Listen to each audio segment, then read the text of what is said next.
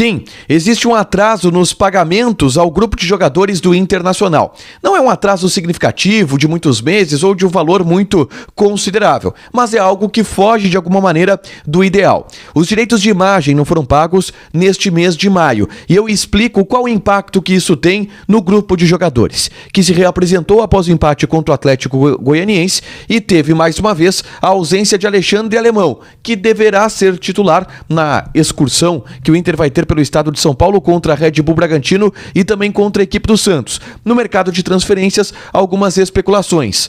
Brenner estaria encaminhado para vir, Wesley Moraes estaria querendo sair e Vitão está perto de fechar com o Inter até o fim dessa temporada. Esse é o Diário do Inter KTO, de terça-feira, 31 de maio de 2022.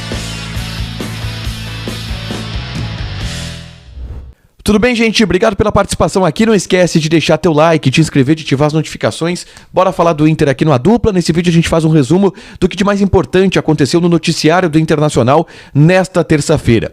E eu começo falando sobre o treino desta tarde no CT Parque Gigante. Foi a reapresentação depois do empate pelo placar de 1-1 com a equipe do Atlético Goianiense. Os jogadores reservas realizaram um trabalho coletivo no gramado do CT Parque Gigante. O destaque foi a presença do Luca, artilheiro das categorias de base, artilheiro do time sub-20, que apareceu no time, no grupo de profissionais treinando. Não é algo definitivo, foi algo especial para essa partida, mas ele apareceu e até se movimentou bem na parte final da atividade, que não teve o Alexandre Alemão. O Alexandre Alemão ainda trata dores musculares, ele correu em volta do gramado e a expectativa é que no treinamento de amanhã ele apareça já para participar da atividade junto com o restante do grupo, junto com os titulares. Ele que deverá ser um jogador que vai ser titular nessas próximas partidas do Internacional, em especial a do domingo contra o Red Bull Bragantino. Pelo menos essa é a ideia do técnico Mano Menezes, e por isso é importante a gente observar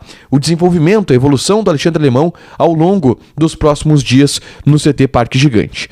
Mas eu quero começar falando com vocês a respeito de uma informação que a gente apurou ao longo dessa terça-feira, que já foi publicada. Por exemplo, eu vi o pessoal do Revista Colorada publicou, que o Inter tem atrasos nos pagamentos ao grupo de jogadores. Na verdade, um atraso neste mês relacionado aos direitos de imagem, tá?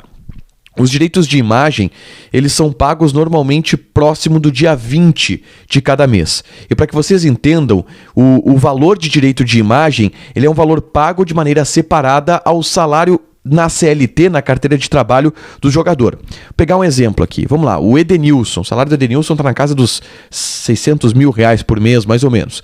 Uma parte desse valor está na carteira de trabalho do Edenilson, na CLT. E aí ele recebe, sei lá, quinto dia útil todo mês, está lá na conta e não tem tipo de atraso nenhum.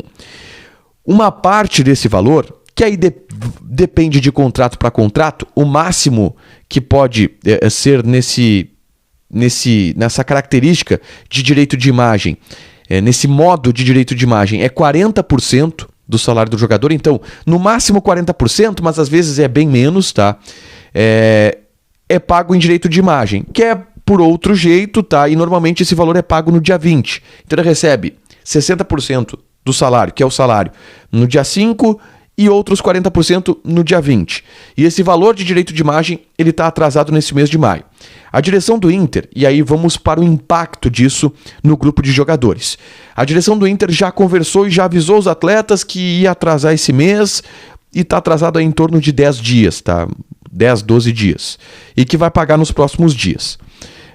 Do que eu apurei e do que eu conversei com pessoas ligadas a jogadores, enfim, o que deu para sentir desse bastidor do atraso que realmente há, não é uma preocupação e não é um problema muito grande.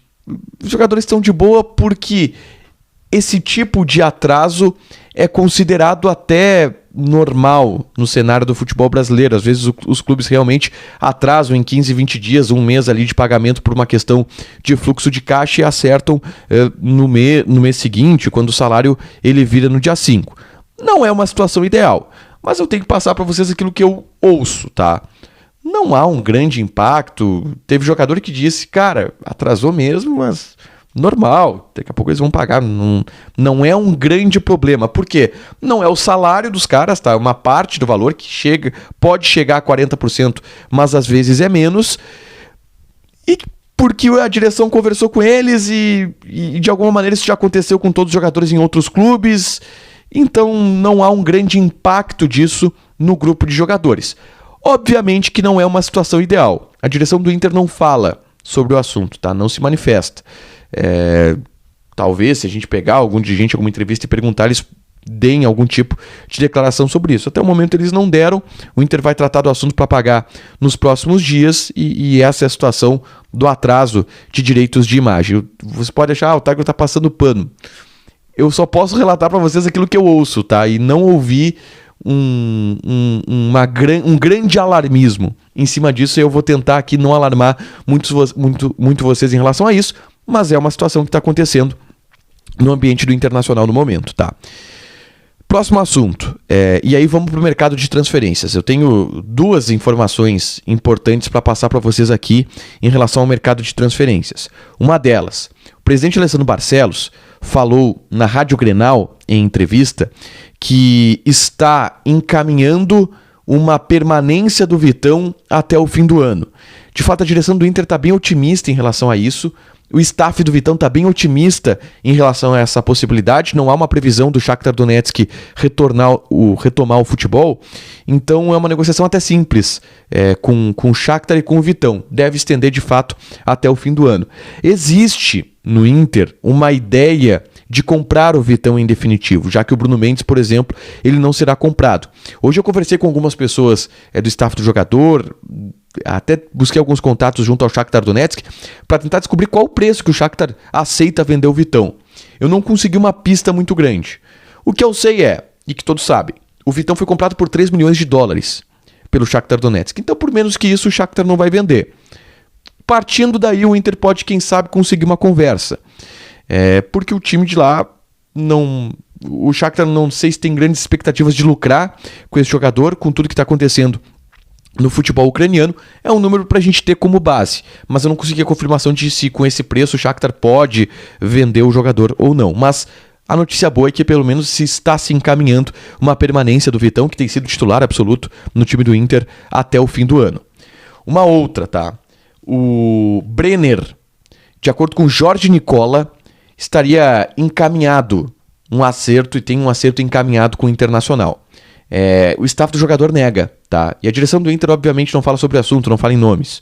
O Brenner é um jogador que interessa, é tudo que a gente sabe, mas o Jorge Nicola é um cara muito bem informado. Então já é uma pista aí, ele não cravou que o Inter acertou com o Brenner, mas diz que existem algumas conversas encaminhadas. E vai ao encontro daquilo que a gente sabe. O Brenner tentou brigar lá no Cincinnati para ir embora, foi afastado do elenco, uma negociação que se facilitou a partir disso, mas a ideia do Inter é trazer por empréstimo e existem conversas nesse sentido. Eu tenho uma última para falar com vocês ainda, porque o pessoal do Revista Colorada publicou que o Wesley Moraes está querendo sair do Internacional e comunicou isso à direção do Inter para tentar sair na metade de julho, tá? Eu conversei, na verdade foi o Diogo Rossi que conversou com o empresário do jogador, que negou, tá, essa informação. Eu não tenho muito mais informações sobre isso, mas o pessoal do Revista Colorado, o Giovanni, são caras muito bem informados. E aí eu tenho uma pista que é a seguinte, cara, não foi pelo empresário que vazou, porque o empresário tá descartando, de algum lugar isso saiu, ninguém inventou.